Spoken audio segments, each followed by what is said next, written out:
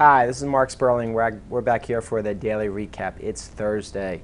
Another long week in the books. Tomorrow's, an oil number, and it should be interesting. We'll have to wait and see. But overall, we were gapped up this morning, and then we actually sold off pretty rapidly. I was not here the first hour of the day. Sold off probably till about noon time, and we found some support.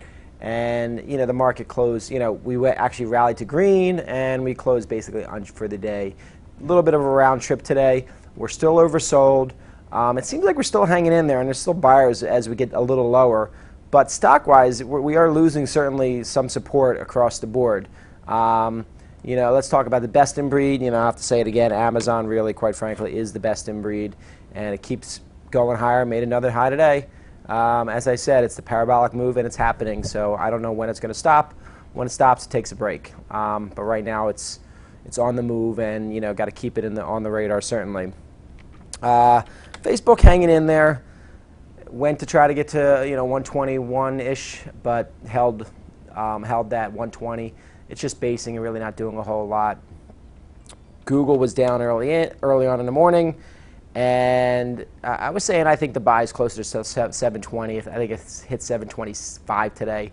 So in that range, I'd be looking to take some a position, but I'm not going to be chasing these type of moves. I think it needs more time. You got to be pretty price specific across the board. Tesla new lows. Didn't close on new lows, but it did make a new low. So we'll have to see if this actually at some point regains some composure. Right now, it's not showing it. Apple. Basically lowest since 2014. Apple's definitely been in trouble. We've been talking about it for a little while. The leadership is gone. Until they come up with a new product, I think you're going to see this type of action. And I feel like, based on what I'm seeing, it should go lower across the board. So we'll have to wait and see. Price line had a move. I talked about it yesterday. Gapped up and had a nice move today. Price lines are very hard to trade for most people, so you don't really need to spend too much time on it. It's about prices across the board. Oil, open to new highs, sold off a little bit, closed fine. It seems like it's charging the $48 to $50 range. That's really what it looks like. This is the USO. Looks like the 200-day might be some resistance. Stay with your trend is your friend for right now. It's hanging in this area, and it keeps finding support. So pullbacks are viable right now for oil until it's not. But right now, based on what I'm seeing in the technicals, it seems like it still is across the board. Gold. Down a little bit today, but as I said, it needs a good, month-long basing period before I think it's going to make another move. So you're just going to be playing the ranges across the board. Banks took a break today, I believe, and right back to almost lows after 2 days up. This is the second day down. We'll have to see if it finds support or if it's going to, try to work its way back down again. This is Goldman Sachs, and you can just see J.P. Morgan. It held in there a little better than Goldman. But you could just see, guys, we're in this range where, 2 days up, take your trade. 2 days down, take your trade. Try to reverse it. Rinse and do it again. We are range bound. We continue to be range bound. We are losing some stocks along the way.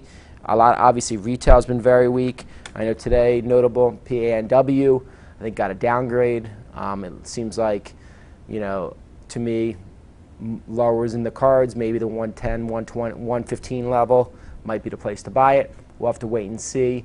Across the board, VRX to new lows, didn't close on new lows, but that looks very bad. Bios did not have a good day, and they look bad also because they're almost back to lows again. So you can just see we're in a very challenging tape.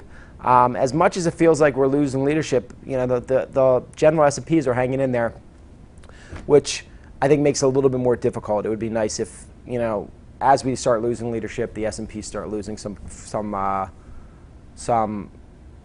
support also. But right now they're hanging in there, so I think it makes it a little bit harder.